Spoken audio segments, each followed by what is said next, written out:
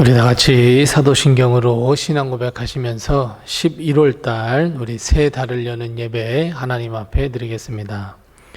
전능하사 천지를 만드신 하나님 아버지를 내가 믿사오며 그 외아들 우리 주 예수 그리스도를 믿사오니 이는 성령으로 잉태하사 동정녀 마리아에게 나시고 본디오 빌라도에게 고난을 받으사 십자가에 못 박혀 죽으시고 장사한 지 사흘 만에 죽은 자 가운데서 다시 살아나시며 하늘에 오르사 전능하신 하나님 우편에 앉아 계시다가 저리로서 산 자와 죽은 자를 심판하러 오시리라. 성령을 믿사오며 거룩한 공회와 성도가 서로 교통하는 것과 죄를 사하여 주시는 것과 몸이 다시 사는 것과 영원히 사는 것을 믿사옵나이다.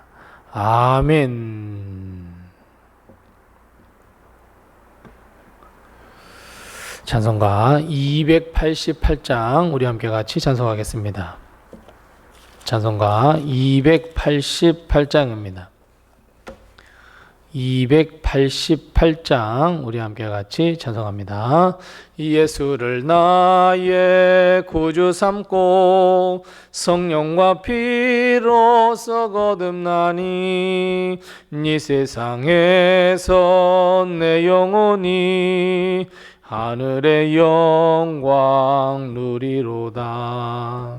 이것이 나의 간증이요 이것이 나의 찬송일세.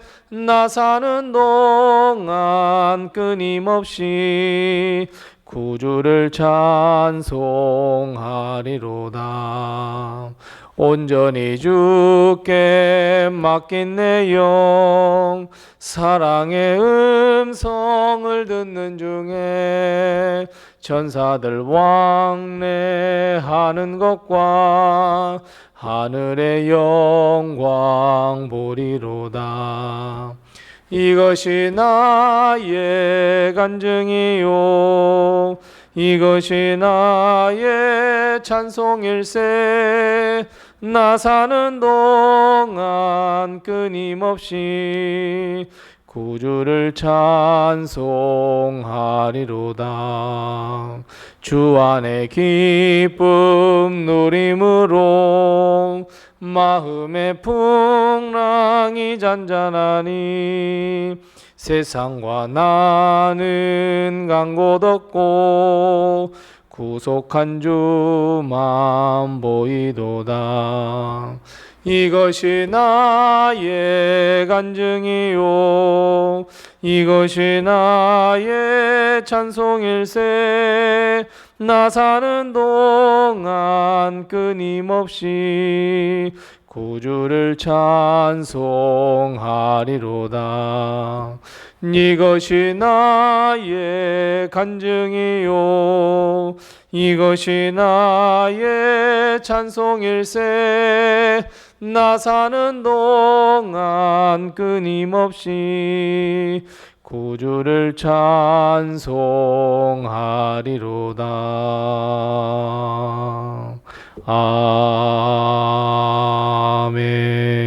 아멘.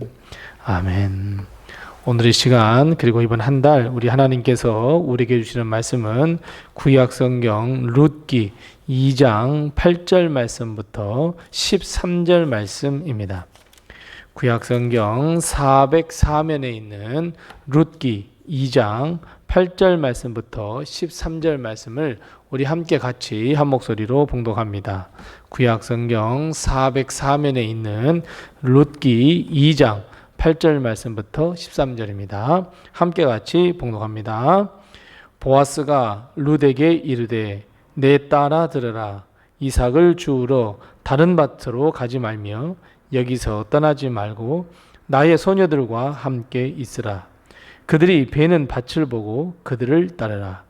내가 그 소년들에게 명령하여 너를 건드리지 말라 하였느니라. 목이 마르거든 그릇에 가서 소년들이 길어온 것을 마실지니라 하는지라. 룻이 엎드려 얼굴을 땅에 대고 절하며 그에게 이르시되 나는 이방 여인이거늘 당신이 어찌하여 내게 은혜를 베푸시며 나를 돌보시나이까 하니 보아스가 그에게 대답하여 이르되 내 남편이 죽은 후로 내가 시어머니에게 행한 모든 것과 내 부모와 고국을 떠나 전에 알지 못하던 백성에게로 온 일이 내게 분명히 알려졌느니라.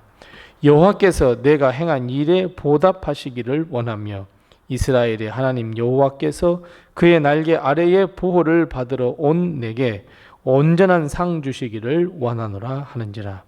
룻이 이르되 내 주여 내가 당신께 은혜 입기를 원하나이다. 나는 당신의 하녀 중에 하나와도 같지 못하오나 당신이 이 하녀를 위로하시고 마음을 기쁘게 하는 말씀을 하셨나이다 하니라. 아멘. 이번 11월 한 달 동안도 우리 하나님의 은혜와 축복이 우리 성도들과 가정과 또 우리 교회에 넘치시기를 바랍니다. 우리가 잘 아시는 대로 11월은 감사의 달입니다. 우리는 어제 추수감사주일을 하나님의 은혜와 또 성도들이 함께함으로 행복하게 웃으며 보냈습니다. 다시 한번 올 한 해 하나님께서 우리 교회와 우리 성도들이 가정에 베푸신 것을 하나님께 참 감사드리며 우리 성도들에게도 앞으로도 끊임없이 변함없이 하나님의 축복이 넘치시기를 바랍니다. 11월 추수감사절이 지나면 모두가 올 한 해가 얼마 남았지 않았다라는 생각에 정리를 하려는 생각을 합니다. 모두가 이제는 2026년, 즉 내년에 초점을 맞추게 되고 계획하기 시작합니다. 즉 감사하면 모든 것이 다 끝이라고 생각합니다. 하나님께 올 한 해 지켜주신 은혜 감사합니다 라고 하나님께 감사를 드리면 이제 올 한 해는 끝이구나 라고 생각하게 되는데, 하지만 오늘 본문을 통해서 하나님께 드리는 이 감사가 끝이 아니라 새로운 시작임을 한 가정, 한 여인을 통해 우리에게 잘 가르쳐 주시고 있습니다. 오늘 본문의 주인공은 한 여인, 바로 룻입니다. 우리가 잘 아시는 대로 엘리멜렉과 나오미는 두 아들을 데리고 기근을 피하여서 모압 땅에 이르렀습니다. 그리고 모압의 여인 중 두 사람을 선택해서 며느리로 삼았습니다. 한 가정에서 자녀들이 잘 장성하고 결혼을 하고 부모의 곁을 떠나며 새로운 가정을 세웠다고 한다면 아마 인생에 있어서 아주 가장 큰 일들을 다 해결했다고, 정말 지금까지 했던 일 다 수고로웠다고, 이제는 행복한 일만 남았다고들 할 텐데, 엘리멜렉과 나오미의 삶은 전혀 다른 방향으로 인생이 흘러가고 말았습니다. 우리가 다 아시는 대로 집안의 남자들이 모두 죽임을 당하고 말았습니다. 기근을 피해서 모압 땅으로 피하는 것은 정말 잘한 일 같아 보였습니다. 굶는 일도 없었습니다. 가정에 겹경사가 생겼습니다. 그리고 아주 행복하다고 고백할 바로 그때에 고향 땅을 떠나온 것이 잘한 일 같다고 생각했을 때에, 이제 남들이 말하듯 행복한 일만 남았다고 할 때에 나오미는 남편 엘리멜렉과 두 아들을 먼저 하나님의 나라로 보내는 정말 생각하지도 않는 일이 그들에게 닥치고 말았습니다. 나오미는 세 남자의 모든 장례를 다 마친 후에 두 며느리 오르바와 룻을 불러놓고 나 다시 고향 땅 베들레헴으로 돌아가겠다고 이야기한 뒤 두 며느리에게 너희들 하고 싶은 대로 하라고 권면했습니다. 이에 오르바는 자기 고향 부모의 집으로 돌아갔습니다. 하지만 룻은 시어머니 나오미를 따라 죽은 남편의 고향으로 가겠습니다 라고 결단을 하고 그리고 따라갔습니다. 사람들은 나오미가 돌아왔다는 것에 대해서 환영하고 떠들어댔습니다. 하지만 그런 그들에게 나오미는 그렇게 이야기합니다. 더 이상 나를 나오미, 즉 기쁨의 딸이라고 부르지 말고 이제는 마라, 즉 고통이라고 불러달라고 부탁합니다. 심히도 고통스럽다는 자기의 마음을, 자기의 심정을 잘 표현했습니다. 그리고 나오미는 사람들에게 잊지 않고 그렇게 이야기합니다. 룻기 1장 21절입니다. 전능자가 나를 괴롭혔다고. 사실 여러분, 이 고백은 고백이라고 하기보다는 사실 거의 원망에 가까운 소리입니다. 우리도 마찬가지입니다.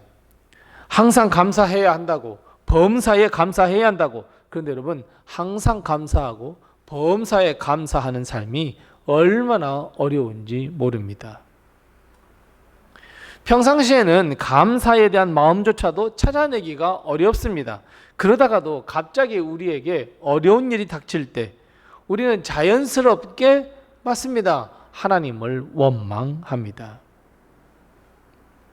그런 일이 일어나지 않더라도 충분히 하나님을 잘 믿고 있고 하나님에 대한 감사를 잊지 않고 있을 법한데 왜 굳이 하나님은 나에게 우리 가정에 시험과 환난을 주시느냐고, 내가 뭐 잘못한 것이 있느냐고 우리는 하나님께 원망을 합니다. 오늘의 본문 이 나오미처럼. 나오미는 서슴없이 많은 사람들 앞에서 고백합니다. 전능자 즉 하나님께서 나를 괴롭혔다고. 여러분, 오늘을 사는 우리, 바로 우리의 고백이 바로 오늘 나오미의 고백이 아닐까 합니다. 하지만 나오미의 고향에서는 나오미보다는 오히려 룻의 이야기가 널리 퍼지기 시작했습니다. 이방 여인 룻이 자기의 고향과 부모, 친척, 아버지의 집을 떠나 홀로 남은 시어머니 나오미를 섬기기 위해 베들레헴으로 왔다는 소문입니다. 마치 룻을 생각할 때 이스라엘 백성은 누구를 생각했겠습니까? 자기의 아버지와 친척과 고향 모든 것을 떠나서 하나님께서 지시할 땅으로 갔다? 맞습니다. 아브라함을 생각했을 것 같습니다. 시어머니의 하나님이 나의 하나님이 된다는 생각을 하며 실제로 시어머니 나오미를 따라왔던 그 룻. 이 룻의 위대한 신앙이 베들레헴 땅에 퍼졌습니다. 오늘 본문 말씀대로 룻은 나오미를 잘 섬기기 위하여 타작 마당에 이르렀습니다. 이스라엘은 이런 법이 하나 있습니다. 가을 추수를 할 때에 본 이삭에서 떨어져 나간 이삭들은 절대로 줍지 말라는 법입니다. 왜냐하면 가난한 이웃들이 그 떨어진 이삭을 주어서 먹고 살게 한다는 법이기 때문에 이 잘라진 이삭을 절대로 다시 수확하는 법이 없었습니다. 그래서 가난한 사람들은 자연스럽게 추수 때가 되면 다른 사람들의 타작마당으로 갔습니다. 그리고 거기에서 떨어진 이삭을 줍기 시작합니다. 그리고 거기에서 얻은 곡식으로 그들은 먹으며 살았습니다. 나오미는 이 사실을 분명히 알았습니다. 그래서 룻에게 부탁했습니다. 그리고 룻은 이웃에 있는 타작마당으로 향했습니다. 거기서 누구를 만나게 됩니까? 맞습니다. 보아스를 만나게 됩니다. 우리가 잘 알고 있듯이 이스라엘은 장자권이 매우 중요했고 그리고 그 집안에 절대로 대가 끊어지지 않도록 하는 법이 제정되어 있었습니다. 그래서 우리가 잘 알듯이 큰아들이 장가들어서 죽게 되는데 기업 물을 자가 없으면, 즉 손자가 없으면 어떻습니까? 둘째도 없으면 셋째가. 이렇게 모든 아들들이 다 기업 물을 자가 없이 다 죽어버렸다면 이제는 어떻게 됩니까? 맞습니다. 가장 가까운 친척이 이것을 대신해야 하는 법이 생겼습니다. 결국 이 엘리멜렉이 가정에 가지고 있었던 이 기업을 물을 자는 결국 보아스가 당첨이 되었습니다. 룻을 본 보아스는 이미 룻에 대한 소문을 들었습니다. 오늘 본 말씀을 보면 11절 말씀을 보면 너의 이야기가 널리 알려졌어 라고 이야기를 합니다. 그리고 본 말씀 11절 말씀부터 마지막 절 말씀까지 보아스는 룻에게 아주 따뜻한 위로의 말을 전하고 있습니다. 특별히 12절 말씀에 보면 여호와께서 내가 행한 일에 보답하시기를 원하며 이스라엘의 하나님 여호와께서 그의 날개 아래에 보호를 받으러 온 너를 온전한 상 베풀어 주시기를 원하노라. 사랑하는 성도 여러분, 이 추수의 계절에, 정말 추수를 곡식하는 바로 이 계절에 하나님께서 이 룻을 향한 그 축복, 이 보아스가 내렸던 이 축복과 위로가 우리 모든 성도들과 교회에 임하시고 넘치시기를 바랍니다. 올 한 해 어떻게 해서든지 우리의 믿음을 지키기 위하여 열심히 행한 그 믿음의 삶에 하나님께서 보답하시며 하나님의 보호하심을 받기 위하여 하나님의 날개 아래로 피하는 바로 우리에게 위로와 그 믿음에 대한 온전한 상을 받는 그 귀한 축복이 우리에게 이 감사의 계절에 넘치시기를 바랍니다. 우리는 많은 시험과 환난 가운데서도 우리의 믿음을 지키기 위해 땀을 흘리며 어떻게 해서든지 믿음의 삶을 살기 위해 노력해 왔습니다. 그런 우리에게 하나님은 응답해 주시고 위로해 주시고 온전한 상과 보답을 해 주시는 바로 이 큰 은혜가 우리 모든 성도들의 가정 그리고 우리 교회와 성도들에게 늘 넘치시기 바랍니다. 룻도 보아스에게 이렇게 고백합니다. 당신에게 은총 입기를 원하며 보아스 당신이 나에게 한 그 모든 말이 정말 위로가 되고 기쁨을 주는 말이었습니다. 이렇게 고백합니다. 우리가 위로를 얻으며 기쁨과 즐거움을 얻을 수 있는 말, 그 말에서 멈추는 것이 아니라 이제 직접 하나님께서 우리의 마음과 믿음을 보시고 아셔서 우리를 만족해 하시는 복, 보답하시는 복, 위로해 주시는 은혜, 그리고 보호하시며 온전한 상을 주시는 이 복, 바로 우리에게 넘치시기를 바랍니다. 룻은 시어머니 나오미와 함께 무너져버린 자신의 가문을 다시 세워야 했습니다. 과거의 모든 것을 다 청산하고 다시 시작해야 하며 새롭게 시작해야 했습니다. 사실 호기롭게 나오미 그 시어머니를 모시기 위해 모든 것을 버리고 이국 땅에 온 룻이었지만 실상 룻은 모든 어려움과 고통을 극복해갈 능력이 전혀 없었습니다. 도무지 어떻게 그 일을 감당해야 할지도 몰랐습니다. 그때 하나님은 보아스를 바로 그녀에게 보냈습니다. 그리고 룻에게 위로의 말씀을 보아스를 통해서 하나님의 마음과 뜻을 전했습니다. 룻은 그 말씀에 힘을 얻었고 모든 어려움을 하나씩 이겨낼 수 있었습니다. 믿음의 승리를 거둘 수 있었습니다. 그래서 여러분, 우리가 잘 알고 있듯이 룻은 예수님의 조상이 되었고 남자만 족보에 오를 수 있었던 바로 그 시대에 예수님의 족보에 자신의 이름을 올릴 수 있는 복을 얻었습니다. 더군다나 이방의 여인으로서. 어제 우리는 추수감사절과 함께 남은 2025년 2개월 그리고 준비하고 있는 2026년 더 나아가 나의 남은 모든 삶, 어찌 보면 여러분 우리는 늘 날마다 새롭게 시작해야 합니다. 우리의 삶의 자리에서 늘 새로운 태양이 떠오를 때마다 우리는 다시 한번 새로운 마음을 갖고 새롭게 시작해야 합니다. 하나님은 지금까지 지내온 우리의 모든 세월, 힘들고 어려움 속에서도 믿음을 지키기 위하여 노력해왔던 믿음과 인내를 여전히 주님은 알고 계십니다. 하나님은 우리에게 보답하시며 위로하시며 상을 베풀어 주시겠다고 약속하고 있습니다. 그래서 여러분, 언제든지 우리는 끝이 아닌 새로운 믿음의 발돋움을 해야 합니다. 나는 늘 새롭게 새로운 해를 맞이하면서 오늘도 새로운 날이 되기를 하나님께 간구하며 결단해 가야 합니다. 사랑하는 성도 여러분, 하나님은 우리에게 상 주시는 분입니다. 우리에게 위로를 베풀어 주시는 분입니다. 은총과 우리의 피난처가 되시는 분입니다.